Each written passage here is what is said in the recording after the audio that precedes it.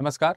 Study IQ IAS Hindi में आप सभी लोगों का बहुत बहुत स्वागत है। मेरा नाम है विरत दुबे और दोस्तों आज के इस हिस्ट्री ऑन मैप यानी कि नक्शे पर इतिहास कार्यक्रम में हम लोग सिंधु घाटी सभ्यता के कुछ प्रमुख स्थलों को जानने समझने का प्रयास करेंगे, देखने का प्रयास करेंगे और समझेंगे कि वो स्थल क्यों इम्पोर्टेंट हैं। तो नक्शे पर भी देखेंगे और उसकी महत्वता को भी समझने का प्रयास करेंगे। तो आइए एक बार नजर डालते हैं। सबसे पहले तो आज का जो कार्यक्रम है आपको मालूम है नक्शे पर इतिहास। नक्शे पर इतिहास ये कार्यक्रम है। यार थोड़ा सा टाइमिंग को लेकर के ये थोड़ी सी आपको असुविधा ज़रूर रही है हमेशा। कुछ ही एपिसोड्स हुए हैं लेकिन 2 बार टाइमिंग चेंज हो चुका है। एक बार आप लोगों को थोड़ा सा और कस देना चाहूँगा लेकिन उसके बाद ये टाइमिंग ऑलमोस्ट फिक्स रहेगी, फिर ये टाइमिंग चेंजेस नहीं होंगे इसमें।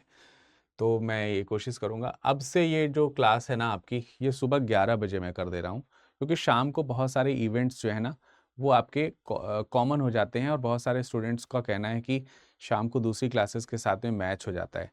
तो सुबह का कोई टाइमिंग का उनका दरख्वास्त था, तो मैंने इसकी टाइमिंग जो है अब सुबह 11 बजे कर दी है। ठीक है, तो अब ये सुबह 11 बजे ही रहेगी। ठीक, सुबह 11 बजे। सुबह 11 बजे मतलब विरत सर की क्लास, बस सिंपल सा ऐसे आप समझ लो। तो हिस्ट्री की क्लासेस ज़्यादातर आपको सुबह 11 बजे मेरी मिलेंगी। सुबह 11 बजे आपको मेरी हिस्ट्री फैक्ट्स मिलेगा। तो ऐसे रखेंगे हम लोग, आप समझिए कि सोमवार, बुधवार और शुक्रवार। ठीक है, सोमवार, बुधवार और शुक्रवार को आपको ये नक्शे पर इतिहास कार्यक्रम मिल रहा होगा और मंगलवार और कौन सा बचा, बृहस्पतिवार है ना, बृहस्पतिवार और शनिवार, इसमें हम लोग जो हिस्ट्री के फैक्ट्स पढ़ते हैं, हिस्ट्री फैक्ट्स, उनके ऊपर क्लासेस करेंगे। तो ये हिस्ट्री की अल्टरनेट क्लासेस आपको यहाँ पर पूरी वीक डेज में आपको मिल रही होंगी। तो ये एक संशोधन हुआ है, सुबह 11 बजे का समय रहेगा। ये आप मान के चलिए कि हिस्ट्री की क्लासेस आपको सुबह 11 बजे मेरे द्वारा यहाँ पर मिल रही हैं। ठीक है, ठीक ठीक। तो ये आप यहाँ पर आप नोट कर लीजिए कि हिस्ट्री की क्लासेस के लिए सुबह 11 बजे का समय आपके लिए फिक्स हो गया है। तो आप इसको यहाँ पर अब ये समय नहीं चेंज होगा।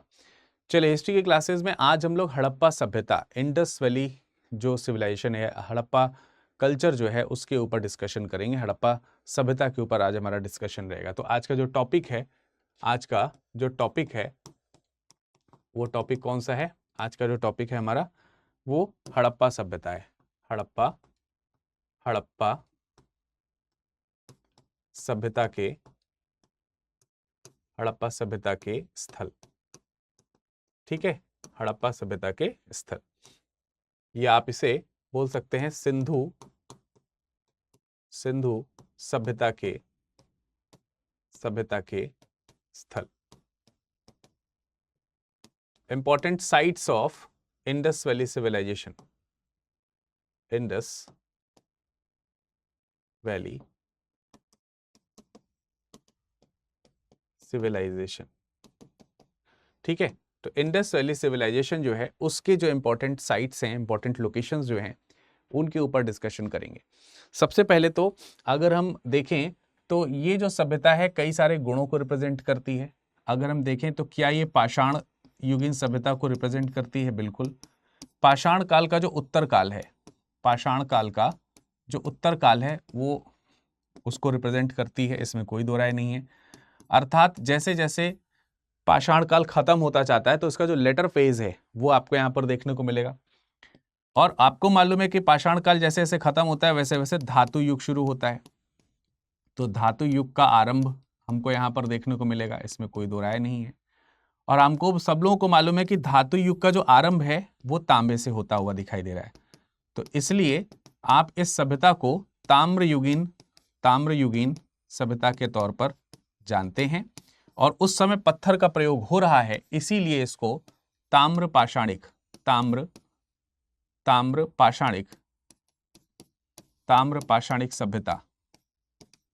सभ्यता कहते हैं। ठीक है, तो तांबा और पाषाण यानी कि पत्थर दोनों मिक्स है इसमें। ठीक, दोनों चीजों को मिक्स करके हम देखते हैं। बाद में ये सिर्फ तांबा जो है यहाँ पर प्रयोग होना शुरू होता है, कॉपर एज सिविलाइजेशन, फिर उसके बाद ब्रॉन्ज एज सिविलाइजेशन के तौर पर भी आप इसे देखेंगे, अर्थात कांस्युगीन सभ्यता के तौर पर भी आप इसे देखेंगे। ठीक है, तो ये चीज आप देखोगे। और लेटर पीरियड में अगर आप देखोगे, यानी हड़प्पा सभ्यता का जब अंत होने लगेगा, तो वहां पर थोड़ा थोड़ा लोहे का प्रयोग तो नहीं कर रहे हैं, लेकिन लोहे की तरफ, लोहे की सभ्यता की तरफ जो है वो धीरे धीरे बढ़ रहे हैं। सभ्यता ने लोहे का प्रयोग नहीं किया है, ये आप ध्यान रखेंगे, सभ्यता ने लोहे का प्रयोग नहीं किया है। तो इस तरीके से जो आद्य ऐतिहासिक काल का जो समय है, इतिहास के जो फेजेस आपने पढ़े हैं, उसमें जो आद्य ऐतिहासिक काल का जो समय है वो आप इसके अंतर्गत रखते हो। तो इसके बहुत सारे नामकरण हैं, आप इसे सिंधु घाटी सभ्यता, सिंधु सभ्यता, हड़प्पा सभ्यता, कांस्युगीन सभ्यता। इसके अलावा अगर हम लोकेशन के अकॉर्डिंग देखें तो नदियों के पॉइंट ऑफ व्यू से, नदियां जो हैं अगर आप देखेंगे तो इसमें सिंधु नदी इंपॉर्टेंट हो जाती है और सरस्वती नदी इंपॉर्टेंट हो जाती है। सरस्वती जो कि अब विलुप्त नदी है, इसलिए इसको सिंधु सरस्वती नदियों की सभ्यता या सिंधु सरस्वती सिविलाइजेशन के नाम पर या सभ्यता के नाम पर, सभ्यता के नाम पर भी इसको बुलाया जाता है। सिंधु सरस्वती सभ्यता भी कह करके इसको बुलाते हैं, सरस्वती या सिंधु सरस्वती सभ्यता के नाम। इसके अलावा क्योंकि ये एक अर्बन सिविलाइजेशन है, इसलिए इसको नगरीय सभ्यता के तौर पर भी बुलाया जाता है। अगर भारत के दृष्टिकोण से देखें तो ये भारत की पहली नगरीय सभ्यता के तौर पर जानी जाती है। लोकेशन वाइज इंडिया के नॉर्थ ईस्ट में, अगर आप नॉर्थ वेस्ट में अगर आप देखेंगे तो इसकी लोकेशन पड़ेगी भारत, पाकिस्तान और अफगानिस्तान। आज का जो 3 कंट्री है वो इसको मिलकर के बनाता है। और तकरीबन 80% जो हिस्सा है वो विलुप्त हो चुकी जो सरस्वती नदी घाटी है उसके बहाव क्षेत्र इसमें हमको देखने को मिलते हैं। तो हम हड़प्पा सभ्यता के स्थल की ओर अब आगे बढ़ेंगे और उसकी लोकेशंस को समझने का प्रयास करेंगे। बट बिफोर दैट मैं आपको बता देना चाहता हूं कि जो हमारे लर्नर्स हैं जो 2026 को टारगेट कर रहे हैं, 2026 को जिन्होंने टारगेट किया है, ईयर 2026 को जिन्होंने टारगेट किया है, वो एक क्रैश कोर्स के तौर पर अपनी तैयारी को फाइनलाइज अगर करना चाहते हैं तो उनके लिए नवंबर का बैच शुरू हो चुका है। ठीक है, और नवंबर के बैच में एडमिशन की जो अंतिम तिथि है वो 15 तारीख है, क्योंकि 15 तारीख को ये सेल जो है वो भी खत्म हो रही है। वैसे ये 4000 ये जो है प्राइस इसका 4999 है, बट अभी 1000 रुपए इसका प्राइस ड्रॉप है। बढ़िया मौका है, क्योंकि इस 3999 के पैक में आपको लाइव क्लासेस तो मिलेंगी ही, इसकी रिकॉर्डेड क्लासेस भी मिल जाएंगी, और सबसे best of the best thing जो है इसमें वो 75+ टेस्ट सीरीज आपको यहाँ पर मिलने वाली हैं, और वो भी विद सॉल्यूशन। ठीक है, सॉल्व करके। ठीक है, इसके वीडियो लेक्चर्स भी आपको मिल जाएंगे और इसकी पीडीएफ भी आपको यहाँ पर प्रोवाइड होने वाली है, जिसमें 8 सिमुलेटेड टेस्ट भी आपको मिलेंगे, कंप्लीट टेस्ट भी मिलेंगे, और बाकी आपको जो क्लासेस में पढ़ाए जाएंगे टॉपिक्स, वो टॉपिक्स जो पढ़ाए जा रहे हैं उन टॉपिक्स से रिलेटेड 50 क्वेश्चंस के सेट जो हैं आपको डेली बेसिस पे यहाँ पर लगाने को मिलेंगे। तो डेली बेसिस पे टॉपिक के आधार पर भी आपके क्वेश्चंस तैयार हो रहे होते हैं। इसके अलावा पीडीएफ के फॉर्मेट में आपको जो स्टडी मटेरियल है, स्टडी मटेरियल वो आपको मिलेगा। इनफैक्ट आपको जो सीसैट की क्लासेस हैं, सीसैट की जो क्लासेस हैं वो भी यहाँ पर मिलने वाली हैं, जो कि अलग से लोग खरीदते हैं, जबकि इसमें इन्वॉल्व है आपकी हो रही है। सीसैट की भी टेस्ट सीरीज इसमें उपलब्ध है, ये भी एक अच्छी बात है। और करंट अफेयर्स को हमने यहाँ पर खास तरीके से ध्यान रखा है, और ऐसे टॉपिक्स जो आपके प्रीलिम्स के लिए बहुत इंपॉर्टेंट हैं वो सब इसमें रखा गया है। तो एक बेहतरीन कोर्स मात्र 3999 में विरद लाइव कोड के साथ आपको मिल जाएगा। Just go and use Virad live code, and it may be possible कि आपको विरद लाइव कोड लगाने से और कम प्राइस में भी मिल जाए। So go and check it out, नीचे लिंक दिया हुआ है। लर्नर्स डे सेल खत्म नहीं होनी चाहिए, उससे पहले आप इनरोल करा लें। इसके अलावा कंप्लीट स्टडी अगर आप करना चाहते हैं, it will be very best to enroll in Pratigya plus batch, क्योंकि इसमें जो फैसिलिटीज हैं उसमें क्लासेस के साथ साथ, ठीक है, क्लासेस के साथ साथ आपको कंप्लीट जो है जो दिया जाता है वो है आपका सिलेक्शन बॉक्स। और सिलेक्शन बॉक्स वास्तव में अपने आप में एक बहुत इंपॉर्टेंट चीज है, क्योंकि इसमें सेट ऑफ 18 बुक्स तो रहती ही हैं, इसके अलावा अदर एसेसरीज रहती हैं जो आपके एग्जाम के लिए बहुत इंपॉर्टेंट है, क्योंकि इसमें आपको मैप वगैरह मिल जाता है, हाइलाइटर मिल जाते हैं, और सबसे इंपॉर्टेंट क्योंकि हम आपको डेली बेसिस पर एक क्वेश्चन सॉल्व करने के लिए देते हैं मेंस के लिए, तो मेंस के लिए आंसर राइटिंग किसी एक फॉर्मेट में अगर आप करते हो तो वो फॉर्मेट हम आपको यहाँ पर प्रोवाइड कराते हैं, उसका पूरा बंडल हम आपको प्रोवाइड कराते हैं, वो भी इसी सेट ऑफ बुक में रहता है। ठीक है, टेबल कैलेंडर और बहुत सारी चीज़ें, पता नहीं क्या बहुत सारी चीज़ें इसमें जो है आपको एसेसरीज के तौर पर मिलती हैं, और इसमें बहुत सारी चीज़ें। और सबसे बेस्ट पार्ट जो इसका मुझे लगता है मालूम है क्या है, कि अगर आप प्रीलिम्स क्वालिफाई कर लोगे तो आपकी भैया फीस जो है ना वो रिफंड हो जाएगी, फी रिफंड। तो अगर आप चाहते हो कि फ्री में आप तैयारी करो, तो if you have the capability you can prepare your self for free for UPSC CSC with study IQ IAS Hindi only. तो ये आपके अंदर कैपेबिलिटी होनी चाहिए, तो हम आपको कराएंगे, ये हमारी प्रतिज्ञा है। ठीक है, फाउंडेशन P2I कोर्स। उसके बाद हम आपका मेंस और जो इंटरव्यू, मेंस में रिटन और इंटरव्यू दोनों जो है वो हम आपका फ्री में कराएंगे, आप उसकी चिंता ना करें। तो देर नहीं करना है, विरत लाइव कोड लगाना है। Before ending this sale you have to enroll yourself before 15th November। किसी भी प्रकार की समस्या के लिए just reach to me Virad VIRAD Virad Dubey DUBEY 01, ये मेरा टेलीग्राम है, और @विरद लाइव VIRADLIVE ये मेरा इंस्टाग्राम है। तो आप इस पे मुझे रीच कर सकते हो। और अगर 2028 के लिए प्रिपेयर कर रहे हैं तो सेम थिंग, आप विरद लाइव कोड के साथ में, इस कोर्स की वैलिडिटी ज्यादा है इसलिए इसका प्राइस ज्यादा है। अदरवाइज आप 32,999 का कोर्स है, लेकिन अभी आपको लर्नर्स डे सेल में 30,999 में मिल जाएगा, तो फटाफट ले सकते हैं। चलिए शुरू करते हैं। ये आप स्कैन करके आप जोड़ सकते हो चाहो तो, वरना ये आप देख सकते हो टेलीग्राम है, इंस्टाग्राम है और ईमेल आईडी है। चलिए शुरू करते हैं आज की क्लास। ठीक है, तो सबसे पहले नक्शे की हम बात करेंगे, नक्शे को ड्रॉ करने का प्रयास करते हैं। आज के नक्शे में दक्षिण भारत की बजाय उत्तर भारत को बनाने का प्रयास किया जाएगा। नॉर्दर्न इंडिया का जो पोर्शन है वो अब आपके लिए इंपॉर्टेंट कहीं ना कहीं हो जाता है। नॉर्दर्न इंडिया का जो मैप है वो आपके लिए जरूरी हो जाएगा। तो नॉर्दर्न इंडिया का मैप बनाएंगे हम लोग, क्योंकि जो प्लेसेस हैं, जो जगहें हैं, वो जगहें थोड़ी सी इंपॉर्टेंट हो जाती हैं, क्योंकि प्लेसेस वहीं के हमको यहाँ पर ड्रॉ करने हैं। तो आदत है मेरी, मैं गुजरात की तरफ से नक्शा बनाने का प्रयास करता हूँ। आपको जिधर से आदत है बनाने की आप वहाँ से बना सकते हो। मेरी आदत गुजरात के साइड से बनाने की है, तो वहाँ पे थोड़ा सा नक्शा बनाना आसान हो जाता है। तो आप इसको ऐसे करके, चाहे तो गुजरात का नक्शा ऐसे यहाँ पर ये ड्रॉ कर सकते हो, और फिर ये आप हमेशा ड्रॉ करते हो, तो यहाँ से साउथ के लिए नीचे की ओर चले ही जाते हो आप हमेशा। यहाँ पे क्या करना है अब आपको, ये इधर चले जाओगे तो आप मतलब पाकिस्तान की तरफ निकल गए।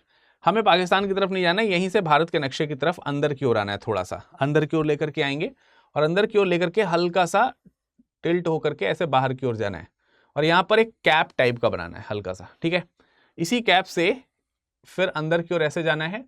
ठीक है, इसी कैप से यहां से अंदर की ओर जा करके और ऊपर की ओर निकल जाना है आपको। ठीक है, ऊपर की ओर मैप में निकल जाना है। और भारत का नक्शा जो है थोड़ा सा अटपटा आपको लगता है, लेकिन उतना अटपटा है नहीं। ये इस तरीके का आपको नक्शा बना करके, और ये नेपाल वाला पोर्शन दे करके ऐसे बाहर की ओर निकल जाना है, ये समथिंग लाइक कुछ इस तरीके का। ठीक है, तो ये जो नक्शा है इसमें ऊपर का जो पोर्शन है, इधर वाला जो पोर्शन है, जम्मू कश्मीर का इलाका आपको बनाना है, और फिर आगे की ओर निकल जाना है, बस इस तरीके से। अब इसमें जो नदियों का बहाव है, आप नदियों का बहाव चाहें तो दे सकते हैं, वैसे ही जैसे आप हमेशा करते हो। ये आपका ये सिंधु नदी जाती है हमेशा, ये सपोज दैट ये सिंधु नदी चली गई, तो ये मुख्य रूप से सिंधु नदी। एक काम करते हैं, सिंधु नदी जो है उसको हम लोग किसी डिफरेंट कलर से कलर कर देते हैं ना। सिंधु नदी जो है इसको हम लोग किसी डिफरेंट कलर से बनाते हैं, तो आपको आसानी हो जाएगी सिंधु नदी को समझने में। तो सिंधु नदी को हम लोग ऐसे लेकर के, ऐसे मान लीजिए कि ये सिंधु नदी है। अब सिंधु नदी में कई सारी नदियां दूसरी जाकर के जुड़ती हैं, जैसे यहां पर आप सतलज नदी बना देते हो ऐसे करके, ये आपकी सतलज नदी बन जाती है। ये आपकी झेलम, चिनाब,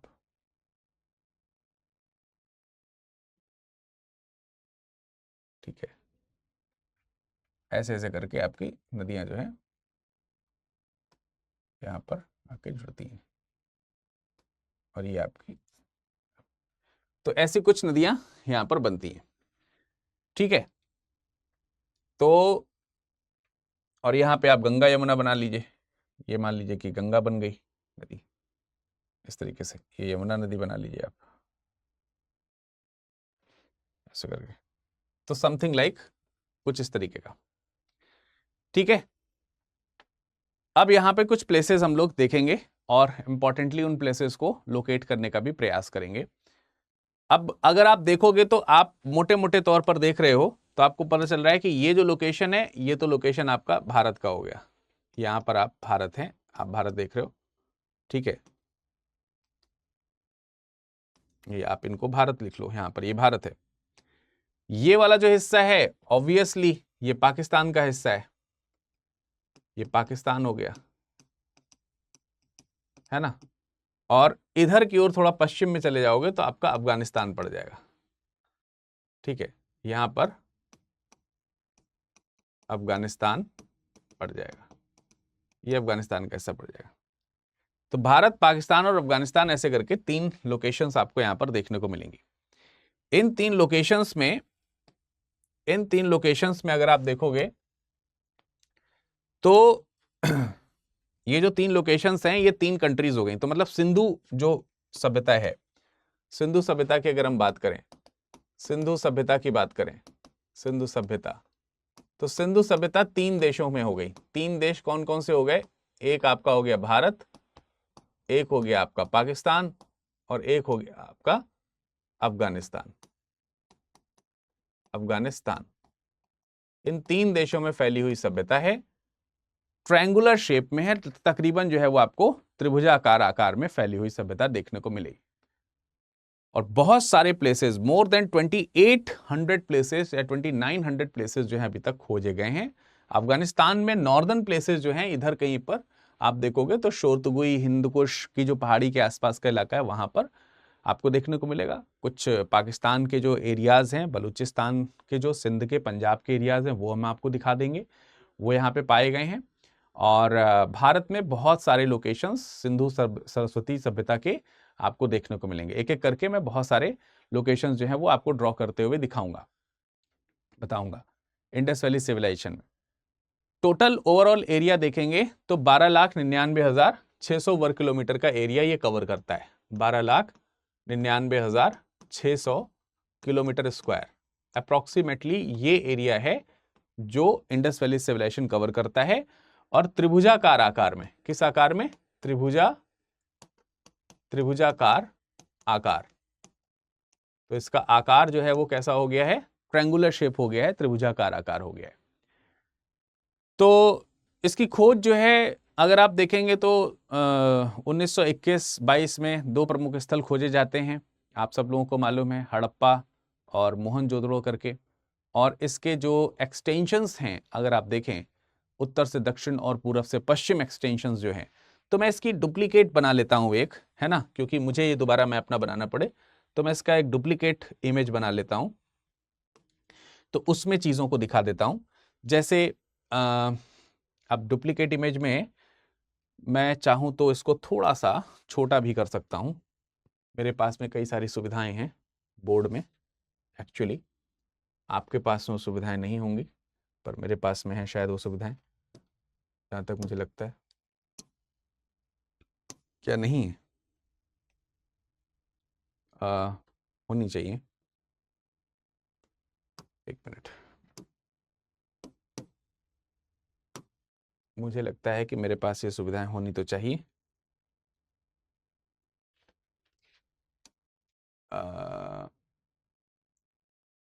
तो अगर आप देखें तो मैं इसको थोड़ा सा छोटा कर देता हूं, और जिससे कि चीज़ों को मैं आपको दिखा पाऊं। एक्चुअली कुछ स्पेशल चीज़ें हैं, जैसे अगर आप देखेंगे उत्तर में इसमें एक प्लेस पड़ता है जिसका नाम है मांडा। नॉर्दर्न रीजन में इसमें सबसे उत्तरी हिस्से में एक जगह पड़ती है जिसका नाम है मांडा। जम्मू कश्मीर में ये इलाका पड़ता है, नॉर्दर्न प्लेस में। तो मांडा इसका मान लेते हैं कि नॉर्दर्न हिस्सा यहां कहीं पर है। सपोज दैट ये हिस्सा यहां कहीं पर है, मांडा, ठीक है, जेके, ठीक, जम्मू कश्मीर का मांडा, ये सबसे उत्तरी हिस्सा अगर मान लेते हैं, तो जो सबसे दक्षिणी हिस्सा है वो आपका दायमाबाद, महाराष्ट्र में मैंने आप लोगों को पहले दिखाया है। तो सपोज दैट यहां कहीं पर दायमाबाद है, यहां कहीं पर दायमाबाद है। तो ये आपका क्या हो गया, उत्तर से दक्षिण तक का एक्सटेंशन हो गया, नॉर्थ से साउथ तक का, उत्तर से लेकर के दक्षिण तक का एक एक्सटेंशन आपको देखने को मिलेगा, उत्तर से दक्षिण तक का। और ये जो विस्तार है ये तकरीबन 1400 किलोमीटर तक का विस्तार है। यानी ये जो एक्सटेंशन आप देख रहे हो, ये जो एक्सटेंशन आप देख रहे हैं, ये एक्सटेंशन कितना हो गया, तकरीबन 1400 किलोमीटर का एक्सटेंशन आपको ये देखने को मिलेगा। इसके अलावा अगर हम पूरब से पश्चिम तक का विस्तार देखें तो इसमें सबसे जो पूर्वी स्थल है इसको हम लोग आलमगीरपुर के नाम से जानते हैं। और आलमगीरपुर जो जगह पड़ती है वो उत्तर प्रदेश के मेरठ में आपको देखने को मिलेगी, जो कि यमुना नदी के पास में यहां कहीं पर, इस जगह पर कहीं पर आपको देखने को मिलेगी। तो ये मान लेते हैं कि जगह कहीं है आलमगीरपुर,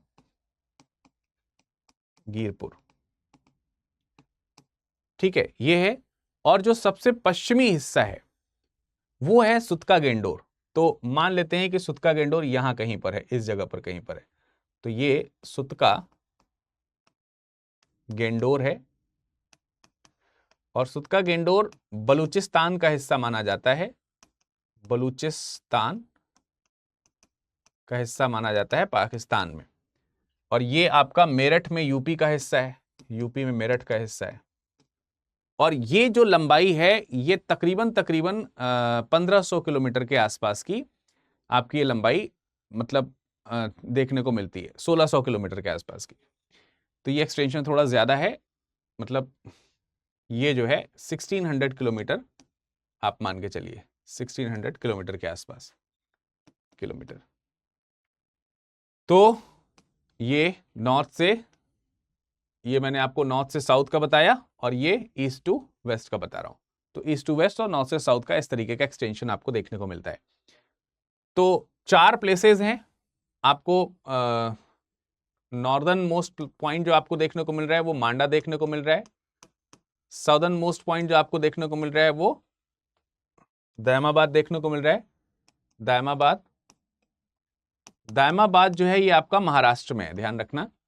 दायमाबाद जो आपको मिलेगा ये महाराष्ट्र में देखने को मिलेगा, महाराष्ट्र में। और ईस्टर्न मोस्ट पॉइंट जो है आपका आलमगीरपुर है, आलमगीरपुर। और वेस्टर्न मोस्ट पॉइंट जो है आपका ये है सुतका गेंडोर, सुतका गेंडोर। तो ये होगी आपकी जो चीज मैंने आपको बताई, ठीक है। तो इसको हम यहां पर कर देते हैं।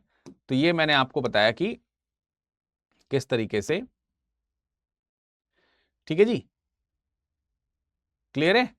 तो मैप में एक तो मैंने आपको ये फॉर्मेशंस बता दिए, ठीक है, ये फॉर्मेशंस मैंने आपको बता दिए कि ये कौन कौन से हैं, ठीक है। ये फॉर्मेशंस मैंने आपको बता दिए कि कौन कौन से हैं, east west, north to south, इस तरीके से, उत्तर से दक्षिण और पूर्व से पश्चिम। इतना लंबाई तो आपको ध्यान रखनी है। बाकी कुछ इंपॉर्टेंट प्लेसेस हैं जो मैं आपको अलग अलग जगहों की विशेषता के आधार पर अलग अलग जगहों पर दिखाता चला जा रहा हूं। कुछ यहां पर दिखा दूंगा, कुछ अलग जगहों पर मैप में दिखा दूंगा, जैसे यहां पर दिखा देता हूं। सब जगहों पर फैले हुए हैं, हर जगह पर अलग अलग तरीके से। तो सबसे इंपॉर्टेंट लोकेशन में आपको देखने को मिलेगा हड़प्पा, पंजाब के, पाकिस्तान के पंजाब प्रांत में रावी नदी के अगर आप बाएं तट पे देखोगे तो आपको हड़प्पा देखने को मिलेगा। तो भाई हड़प्पा मेरे ख्याल से सब लोग पहचानते होंगे, कोई ऐसा नहीं होगा जो हड़प्पा को ना पहचानता हो। कोई ऐसा है जो हड़प्पा को नहीं पहचानता? मोहनजोदड़ो और हड़प्पा दो ऐसी साइट्स हैं जो आपको पहचाननी ही पहचाननी है। अब देखिए, रावी नदी मेरे ख्याल से शायद आप लोग पहचानते होंगे, सिंधु की एक सहायक नदी है रावी। ठीक है, तो ये जो सिंधु नदी जा रही है, तो पहले तो आपको ध्यान रखना ये है सिंधु नदी। एक मिनट, मैं आपको यहां पर नदियों के नाम भी लिख दे रहा हूं, ठीक है, जिससे कि आप आसानी से उनको पहचान सकें। ये आपकी कौन सी नदी है भैया? ये सिंधु नदी है, जो सबसे बड़ी नदी मैंने आपको दिखाई है। सबसे पहले सिंधु नदी है। सिंधु में सबसे ऊपर जो नदी सबसे करीब से गुजर रही है, सबसे पास से जो नदी गुजर रही है, वो झेलम है। ठीक है, तो ये वाली जो नदी आपको जा रही है, ये सबसे ऊपर सिंधु है। सिंधु के पास में ये आप जो देख रहे हो वो झेलम नदी है। झेलम के ठीक बाद में नीचे आती है वो चेनाब नदी है। तो ये वाली जो रिवर हो गई, ये कौन सी हो गई आपकी? चेनाब हो गई। चेनाब के बाद जो रिवर आ रही है उसी को हम लोग रावी नदी बोल रहे हैं। तो ये वाली जो रिवर आ रही है ये रावी है। ठीक है, सिंधु, ठीक है, सिंधु, झेलम, चेनाब, रावी। ठीक है, और उसके बाद हमारे पास में ब्यास है और सतलज है। ठीक है, रावी के बाद ब्यास और सतलज। तो 1 2 3 4 5, ये एक एक्स्ट्रा बन गई।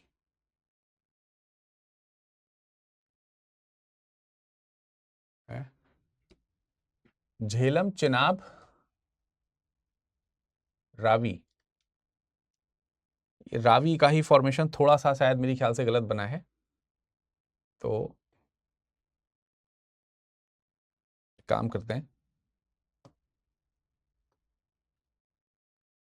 ठीक है, तो रावी है ना, अब सही है। अब यहाँ पे, और ये जो कौन सी है, ये है ब्यास। ये आपकी ब्यास नदी है, और जो नीचे जा रही है ये आपकी सतलज है। ये आपकी सतलज नदी होगी। तो झेलम, चेनाब, रावी, ब्यास और सतलज। तो ये जो रावी नदी जा रही है, इसी रावी नदी के पास में यहां कहीं पे आपको हड़प्पा देखने को मिलेगा। इसी जगह पर बेटे आपको कहीं पर क्या देखने को मिलेगा? मान के चलिए कि यहां कहीं पर आपका ये जो प्लेस है, ये वाला जो प्लेस है, ये हड़प्पा है। हड़प्पा, ठीक है जी, यहां कहीं पे आपको हड़प्पा जो है वो देखने को मिल जाएगा। तो हड़प्पा कहां पर है? इंपॉर्टेंट प्लेस मैंने आपको बताया जो हड़प्पा। हड़प्पा ये रावी नदी के किनारे है। ठीक है, हड़प्पा जो है वो कहां पर है? रावी नदी के किनारे है। और पंजाब का, पंजाब में रावी नदी के किनारे, पंजाब में मोंटगोमरी जिला।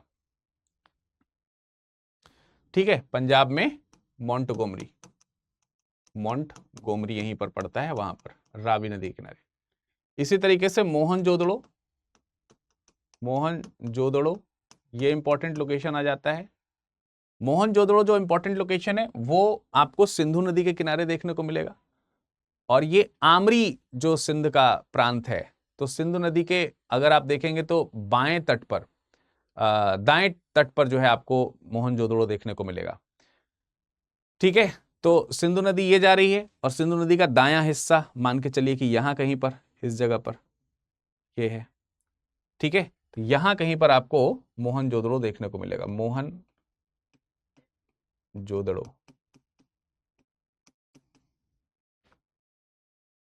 ठीक है। तो मोहनजोदड़ो जो है ये भी पाकिस्तान में ही है। तो दोनों इंपॉर्टेंट जो लोकेशंस हैं वो भी आपके पाकिस्तान में ही आपको देखने को मिलेंगे। लेकिन ध्यान रखना है कि ये रावी नदी के किनारे है, और मोहनजोदड़ो जो है वो आपका किसके किनारे है?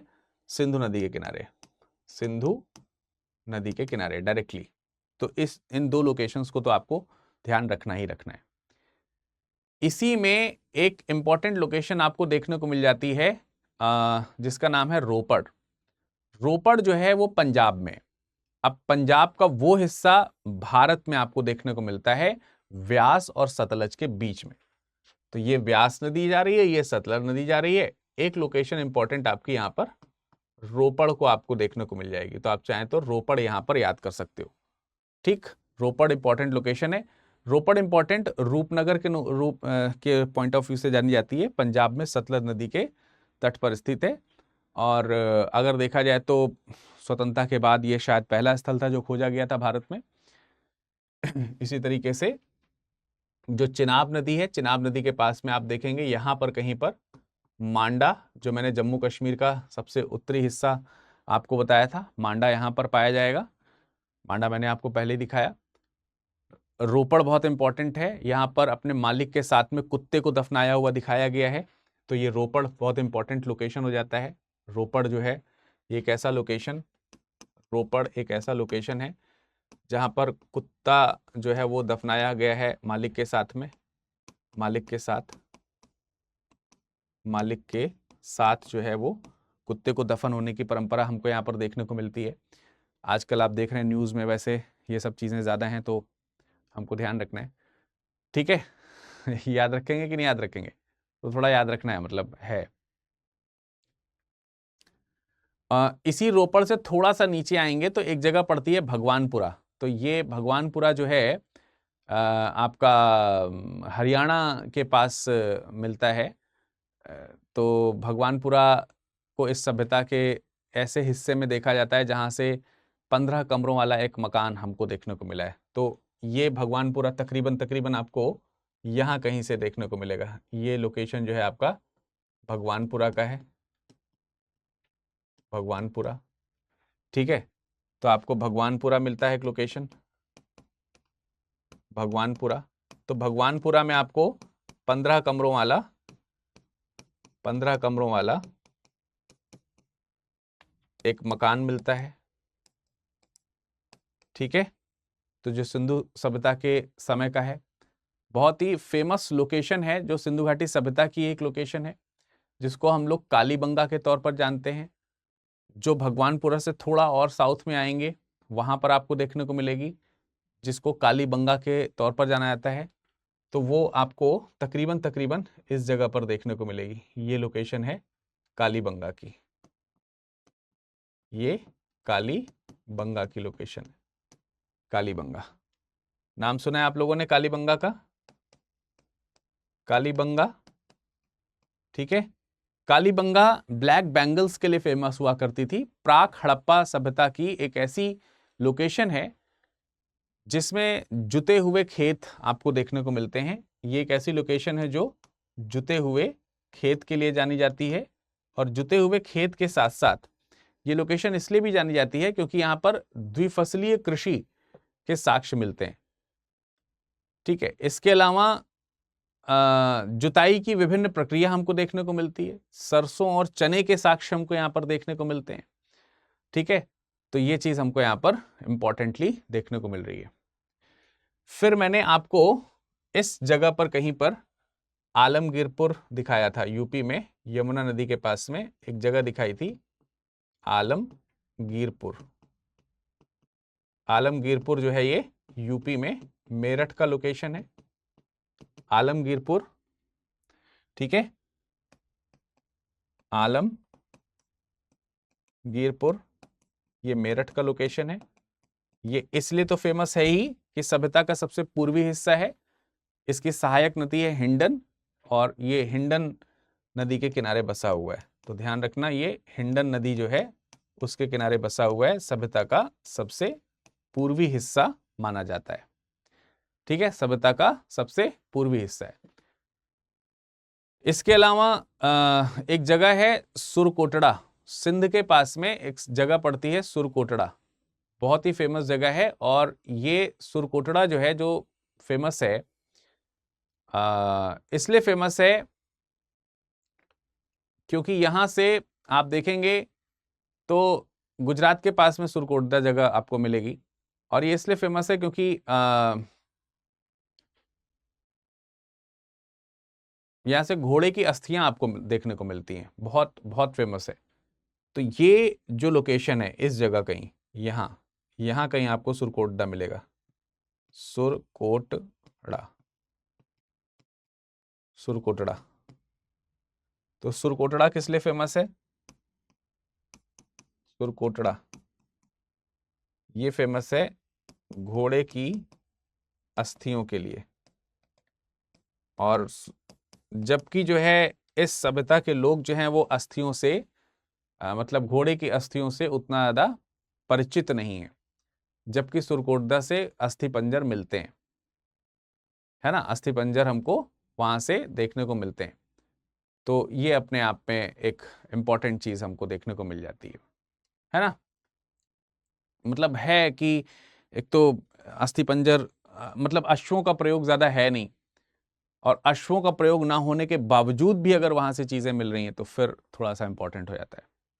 यहीं आप थोड़ा सा और पश्चिम में चले जाओगे तो यहां कहीं पे आपको धौलावीरा देखने को मिलेगा, धौलावीरा। तो धौलावीरा जो इंपॉर्टेंट लोकेशन है वो किस लिए फेमस है? धौलावीरा, धौलावीरा फेमस है अपनी जल संरक्षण प्रणाली के लिए, जल संरक्षण प्रणाली के लिए, बेहतरीन जल संरक्षण प्रणाली के लिए ये प्रसिद्ध है जगह, बहुत बहुत फेमस है सिंधु घाटी सभ्यता का जल संरक्षण प्रणाली। गुजरात में अगर आप देखेंगे तो एक और बहुत फेमस लोकेशन है जिसका नाम है रंगपुर, बहुत ही फेमस लोकेशन है रंगपुर। कॉर्नर में इस जगह पर आपको यहां पर कहीं पर रंगपुर देखने को मिलेगा, ये जो जगह है यहां पर आपको रंगपुर देखने को मिलेगा। तो रंगपुर जो है, रंगपुर धान वगैरह की जो खेती है उसके लिए बहुत फेमस है। ये धान की खेती के प्रमाण आपको यहां से देखने को मिलते हैं, धान की खेती, धान की खेती, चावल, चावल के साक्ष्य कह सकते हैं आपको वहां से मिलते हैं। यहीं पर आपको लोथल बंदरगाह भी गुजरात में देखने को मिलेगा ऑब्वियसली। तो ये लोथल बंदरगाह के लिए भी फेमस है, लोथल, तो लोथल बंदरगाह, तो लोथल जो बंदरगाह है यहाँ का, ये गोदीवाड़ा के लिए फेमस है, गोदीवाड़ा, गोदीवाड़ा बंदरगाह, इस टाइप के बंदरगाह के लिए ये गोदीवाड़ा बंदरगाह जो है वो प्रसिद्धि पाता है। तो ये भी एक इंपॉर्टेंट चीज हो गई। साबरमती की सहायक नदी है भोगवा, और भोगवा के तट पर स्थित यहां पर ये एक इंपॉर्टेंट चीज है। ठीक है, बाकी तो आपको मालूम ही है। अगर हम एक्सप्लेनेशन पे जाएंगे तो हड़प्पा का एक अलग ही एक्सप्लेनेशन है, मोहनजोदड़ो का अलग ही एक्सप्लेनेशन है। वो कभी आप जब सिंधु सभ्यता को अलग से पढ़ेंगे, हड़प्पा सभ्यता को अलग से पढ़ेंगे, तो हम उसको अलग से उसका उल्लेख कर देंगे। हड़प्पा नगर की अलग विशेषता है, मोहनजोदड़ो नगर की अलग विशेषता है ना, उसके नगरीय प्रणाली अलग तरीके की आपको मालूम है कि पाई जाती है। मोहनजोदड़ो में एडवांसनेस ज़्यादा है इन कंपेरेटिव टू हड़प्पा। हड़प्पा में थोड़ा कॉमन टाइप के लोग पाए जाते, शायद रहते रहे होंगे, और मोहनजोदड़ो में शायद एडवांस टेक्नोलॉजी के, एडवांस सिस्टम को फॉलो करने वाले लोग ज़्यादा रहे होंगे, या फिर प्रशासनिक इकाई को फॉलो करने वाले लोग रहे होंगे। इसी तरीके से कुछ एकाध प्लेसेस और हैं जो बेहद महत्वपूर्ण आपको इलाके में देखने को मिलेंगे। जैसे एक इलाका है जो आपका पाकिस्तान से रिलेटेड है, पाकिस्तान के सिंध एरिया में, जो कि कहलाता है चन्हूदड़ो। तो जहां पर ये थोड़ा सा कैप टाइप का इलाका बन रहा है ना सिंध का, ये वाला जो प्रोविंस है, यहां पर एक इलाका बनता है चन्हूदड़ो, चन्हूदड़ो। तो मैं चन्हूदड़ो के बारे में कुछ पॉइंट आपको यहां पर बता देता हूं। ठीक है, चन्हूदड़ो एक ऐसा लोकेशन है, चन्हूदड़ो की खासियत क्या है ओरली बता देता हूं, आप लोग चाहें तो अपने नोट्स में लिख लीजिएगा। सिंध में, सिंध प्रांत में सिंधु नदी के किनारे स्थित है। एनजी मजूमदार ने इसको खोजा था। और चन्हूदड़ो इज फेमस फॉर मनका फैक्ट्रीज, यहाँ पर मोतियों को बनाने के कारखाने मिलते हैं। सेलखड़ी मिट्टी के कुछ स्टेटाइट के कुछ बने हुए पदार्थ भी, मतलब चीजें भी मिलती हैं। लोथल से भी मनके बनाने के कारखाने मिलते हैं, लेकिन यहाँ पर बड़ी मात्रा में मिलते हैं। और फिरोज शाह तुगलक के समय में इसका उल्लेख भी किया गया कि बड़ी मात्रा में यहाँ पे। ठीक है, तो ये चीज हमको यहाँ पर ध्यान रखनी है। लोथल जो मैंने आपको थोड़ी देर पहले दिखाया था, ये लोथल वाला जो एरिया दिखाया था, ये यहाँ इसको जो है लघु मोहनजोदड़ो के नाम से भी जाना जाता है। गोदीवाड़ा बंदरगाह है, अग्नि कुंड है, मनका बनाने के कारखाने हैं, रंगाई की चीजें भी हमको यहाँ पर मिलती हैं, है ना। कालीबंगा भी एक इंपॉर्टेंट लोकेशन मैंने आपको थोड़ी देर पहले बताई थी। तो यहाँ पर काली चूड़ियाँ बहुत अच्छी मात्रा में मिलती थी, प्राक हड़प्पा काल की चीजें। ऋग्वेद की पहली ऋचा जो है वो अग्नि को समर्पित है, तो कालीबंगा में अग्नि वेदिकाएं भी हैं।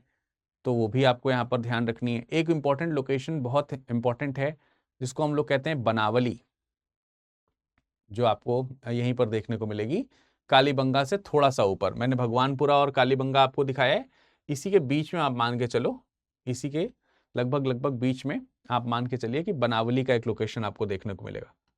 बनावली, बनावली की इंपॉर्टेंस ये है, बनावली की इंपॉर्टेंस ये है कि आप देखेंगे तो सरस्वती नदी के तट पर एक तो हरियाणा में, और बनावली को एसआर बिष्ट ने खोजा था, और यहां से मिट्टी का हल, इंपॉर्टेंस में अगर आप देखें तो यहां से मिट्टी का हल मिलता है। मिट्टी का हल बहुत इंपॉर्टेंट है हल के लिए। और सबसे बड़ी बात है, यहां पर जौ की खेती के भी प्रमाण मिलते हैं।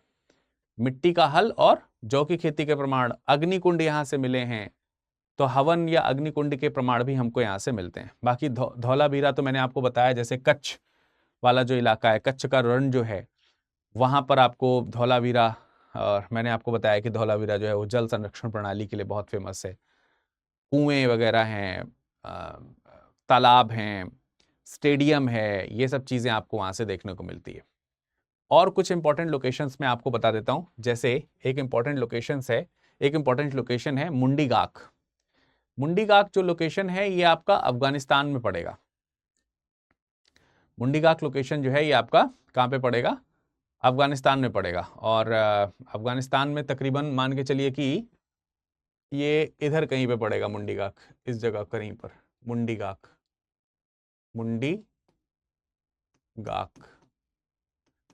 तो मुंडीगाक जो लोकेशन है, इसकी स्पेशलिटी कुछ इस तरीके की है कि ये अफगानिस्तान में पहली बात तो हेलमंड में पड़ता है, और इसी के पास में एक और लोकेशन पड़ती है शोरतुघुई, मतलब पास में तो नहीं है, थोड़ा सा दूर है, इससे नॉर्दर्न रीजन में है। मुंडीगाक को थोड़ा सा साउथ में लाना पड़ेगा, ये अफगानिस्तान में है, और शोरतुघुई भी अफगानिस्तान में है। तो यहाँ कहीं पे शोरतुघुई है। अगर मैं आपसे कहूं कि अफगानिस्तान के कुछ इंपॉर्टेंट लोकेशंस बताइए, तो ये सब अफगानिस्तान के ही हैं। ठीक है, ये अफगानिस्तान है, ये भी अफगानिस्तान है, ध्यान रखना। ठीक है, मुंडीगाक और शोरतुघुई दोनों ही अफगानिस्तान की इंपॉर्टेंट लोकेशंस हैं। और बदख्शां रीजन बेसिकली, और बदख्शां रीजन जो है वो विशेष प्रकार की मड़ियों के लिए जाने जाते थे। ठीक है, विशेष प्रकार की लार्जवर्द मणियां यहां से पाई जाती थी। तो चाहे वो मुंडीगाक हो और चाहे वो शोरतुघुई रीजन हो, यहां से विशेष प्रकार की मणियां, जिसको लैपीज मणियां बोली जाती थी या लार्जवर्द मणियां बोली जाती थी, वो यहां से प्राप्त होती थी। तो अफगानिस्तान के लिए काफी अच्छी थी।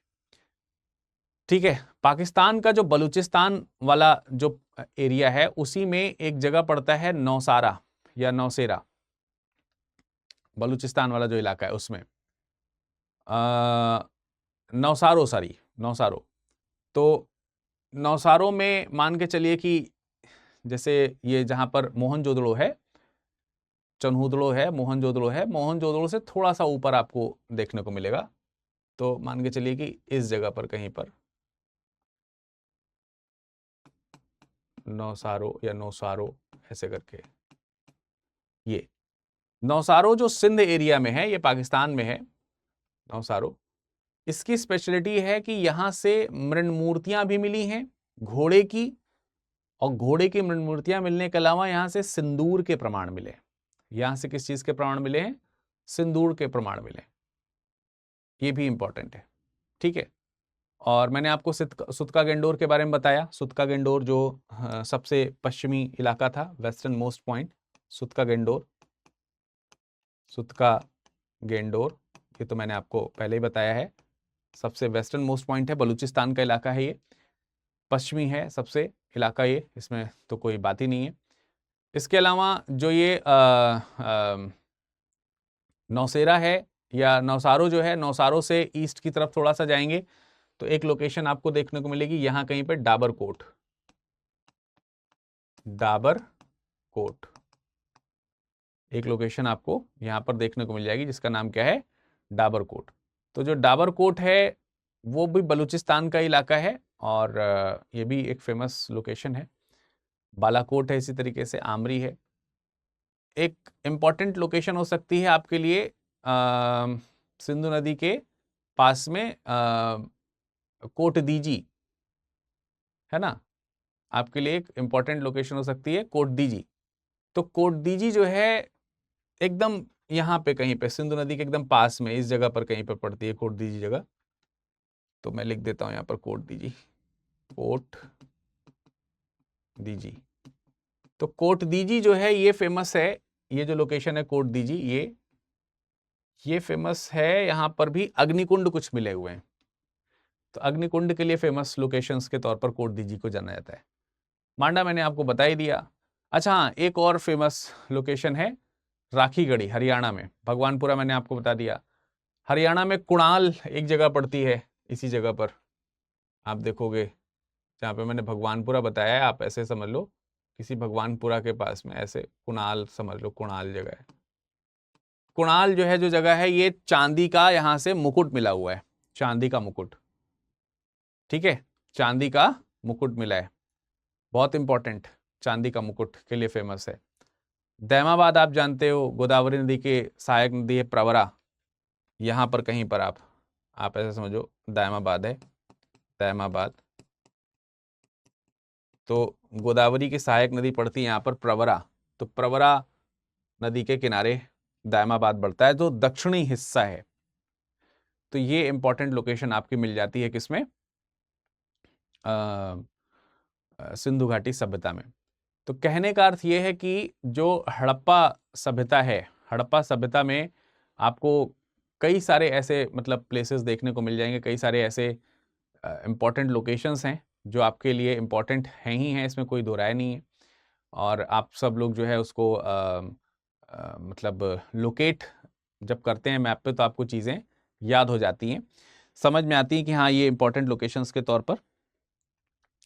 तो आप लोगों को मैप में ये चीज़ें दिखी, आई होप कि चीज़ें समझ में आई होंगी, आपने मैप में उसको देखा, कैसा लगा ये ज़रूर बताइएगा, ठीक है। और इसको अपने लिए मेमोराइज करिएगा। अन्य लोकेशंस जो हैं आपको ज़रूर मैं आगे के टॉपिक्स में दिखाऊंगा। इसी से संबंधित चीज़ें आप लोगों को पढ़ने को मिलती हैं, ये सारी चीज़ें आपको मैप में देखने को मिलेंगी। इससे डिटेल जानकारी जो है आप लोग अपने जब चीज़ें पढ़ रहे होते हो तो उसमें आपको देखने को मिलेंगी, पढ़ने को मिलेंगी, ठीक है। हड़प्पा के बारे में आप जानते हो, दयाराम साहनी ने खोज की है, रखालदास बनर्जी ने मोहनजोदड़ो की खोज की है, चनहुदड़ो आरसी मजूमदार ने खोजा था। इसी तरीके से आपके लिए इम्पॉर्टेंट एक दो जगह हैं जो आप याद कर सकते हो, जो किसने किसने खोजा है, तो उसको आप याद रख, जैसे मांडा है, जेपी जोशी ने उसको खोजा है। रोपड़ के लिए याद रख सकते हो, यज्ञदत्त शर्मा ने खोजा था उसको। कालीबंगा अमलानंद घोष ने खोजा हुआ है। तो एक दो लोकेशंस इस तरीके की हैं जो आप चाहें तो याद रख सकते हो कि किसने खोजा है उसको। लोथल एसआर राव के द्वारा खोजा गया है। धौलावीरा इंपॉर्टेंट जगह है, वो आप याद कर लीजिएगा, अभी याद नहीं आ रहा मैंने को किसने खोजा है, तो ऐसे करके। इसके अलावा सिंधु घाटी सभ्यता का उद्भव कैसे हुआ, विकास कैसे हुआ, पतन कैसे हुआ, इसके बहुत सारे फेजेस हैं, बट ये मैप से रिलेटेड नहीं है। मैप से रिलेटेड जो था वो प्लेसेस थे, प्लेसेस मैंने आपको यहाँ पर बता दिए। डिटेल डिस्कशन तो आप किसी वीडियो में अलग तरीके से जब आप पढ़ेंगे, जब मैं डिटेल वीडियो लेकर के आऊँगा सिंधु घाटी सभ्यता का, तो उसमें बताऊँगा। तो जब आप मेरे बैचेस में पढ़ते हो, तो मैं बैच में जब पढ़ाता हूँ तो बैच में इस तरीके की चीज़ों को कंबाइन कर देता हूँ। समय बचता है तो बना करके मैप दिखाता हूँ, नहीं समय बचता है तो बने बनाए मैप पर चीज़ों को आपको लोकेट करके दिखाता हूँ। जो लोग पढ़ते हैं मुझसे वो जानते होंगे कि जगह जगह पर जहाँ पर ज़रूरत पड़ती है वहाँ वहाँ पर मैं मैप ज़रूर दिखाता हूँ, क्योंकि बिना मैप के आपको चीज़ें नहीं समझ में आएंगी। तो आप लोगों से भी रिक्वेस्ट है मेरी कि जब आप पढ़ा करिए तो मैप ज़रूर देखा कीजिए, ठीक है। ये एक नगरीय सभ्यता है, बहुत ही शानदार सभ्यता है जिसका विकास हुआ और जिसने अपने आप को इस तरीके से डेवलप किया, इस तरीके से संजोया कि आज हम उसके बारे में पढ़ रहे हैं और इससे बहुत सारी चीज़ें हमको सीखने को भी लगातार मिलती हैं, ठीक है। एक ट्रायंगुलर फॉर्म में आप देखेंगे तो चीज़ें हमको यहाँ पर देखने को मिल जाती हैं, इसमें कोई दो राय नहीं है, ठीक। एक ट्रायंगुलर फॉर्म में सारी की सारी चीज़ें हम लोगों को यहाँ पर देखने को मिलती हैं। ओवरऑल भी अगर आप देखोगे तो ये जो लोकेशन है ये एक ट्रायंगुलर फॉर्म को क्रिएट करती ही है। अगर आप मैप में देखोगे तो जगहें कहाँ से देखने को मिल रही है, बीच में थोड़ा सा गैप है ना। ये देखो, ये ऐसे करके ऐसे बन रहा है शेप, है ना। तो समथिंग लाइक आप देखो, ये कुछ ऐसा शेप बन रहा है, जैसे लग रहा है कि ये इस एरिया को कवर कर रहा हो, ये ऐसा। मतलब मैं तकरीबन आपको जो बना हुआ बताने का प्रयास कर रहा हूं, उसमें अगर आप देखोगे तो हमको ये खालीपन दिख रहा है साफ साफ कि ये है खालीपन, ये एरिया जो है वो कवर्ड है। अब अगर इस एरिया को मैं कलर अगर कर दूं तो कुछ आपको इस तरीके का नहीं दिखेगा जैसा मैं दिखाना चाह रहा हूं। 1 मिनट जरा देखें, अगर मैं इसको लगभग ऐसा कर दूं, आप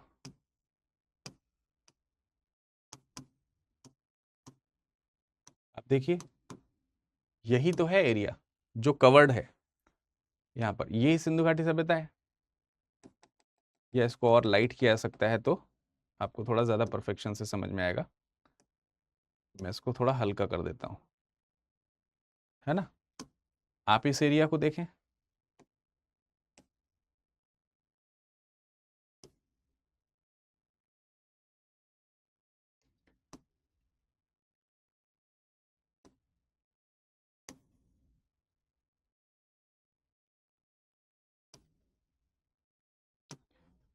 ये वाला जो एरिया है आप जरा इसको देखिए,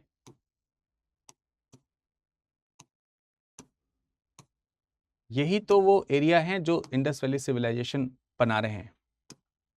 तो ये तकरीबन ट्रायंगुलर फॉर्म में, तकरीबन लगभग त्रिभुजाकार आकृति को ये फॉर्म जो है वो कर रहे हैं, ट्रायंगुलर शेप को ये फॉर्म कर रहे हैं। इसीलिए मैंने कहा कि ये सिंधु घाटी सभ्यता, इंडस वैली सिविलाइजेशन जो है वो आपकी कुछ इसी तरीके की सिविलाइजेशन है ना। सिंधु घाटी सभ्यता जो है वो इस तरीके की एक विशेष सिविलाइजेशन के तौर पर हमको देखने को मिलती है। सिंधु सभ्यता के स्थल, है ना। ये क्या है, सिंधु सभ्यता के महत्वपूर्ण स्थल। चलिए फिर मिलते हैं किसी वीडियो में, तब तक अपना ख्याल रखिएगा। और हाँ, जाते जाते मैं आपको बता दूं, इस लेक्चर का PDF आपको यहाँ पर तो मिलेगा ही, आप इसे स्कैन कर लीजिए। और ये हमारा सोशल मीडिया है, इस पर आप ज़रूर जुड़ जाइए। कल 14 तारीख है, ठीक है, 14th है शायद, ये आप 14 तारीख को ये वीडियो देख रहे हैं, चाचा नेहरू का बर्थडे है। शख्सियत नाम से प्रोग्राम आता है हमारा, शख्सियत नाम से हमारा एक प्रोग्राम आता है, जिसमें मैंने जवाहर नाम से जवाहरलाल नेहरू को कवर करने का प्रयास किया है। आप इसे जरूर देखें और नीचे कमेंट सेक्शन में कमेंट करके जरूर बताएं कि वीडियो आपको कैसा लगा। इसका PDF जो है आपको यहाँ पर मिल जाएगा, आप इसे स्कैन कर लें। और एक बार और मैं आपको बता दूं कि अगर आपको इस बैच से जुड़ना है तो लर्नर्स डे निकल जाने का इंतजार ना करें, उसके बाद आपको डिस्काउंट नहीं मिलेगा। फिर आप कहोगे कि सर उसी डिस्काउंट पे हमें दिला दो, तो फिर प्रॉब्लम होगी। ठीक है, अगर आप डिस्काउंट पाना चाहते हैं, मैक्सिमम टू मैक्सिमम डिस्काउंट पाना चाहते हैं, तो आप अपना एक काम कर सकते हैं, आप हमें लिख करके अपना ईमेल ID मुझे दे दीजिए, अपना मोबाइल नंबर लिख करके दे दीजिए, आप अपना कॉन्टैक्ट नंबर, एक काम कीजिए, कॉन्टैक्ट नंबर और आप किस बैच में एनरोलमेंट कराना चाहते हैं, तो नाम और कॉन्टैक्ट नंबर आप मुझे ये ईमेल कर दीजिए मेरे ईमेल पर virad.dubey@studyiq.com पर, यहाँ पर। या फिर ये देखो, ये हमारा इंस्टाग्राम है, ये हमारा टेलीग्राम इंस्टाग्राम है, जिस पे भी आपसे मैसेज हो पाए आप उस पर मुझे मैसेज कर दो। तो ये मेरा ईमेल ID है, यहाँ पर भेज दो, मैं आपका मैक्सिमम टू मैक्सिमम डिस्काउंट करा दूंगा। चलिए मिलते हैं अगले बैच में, तब तक अपना ख्याल रखिएगा, शुक्रिया।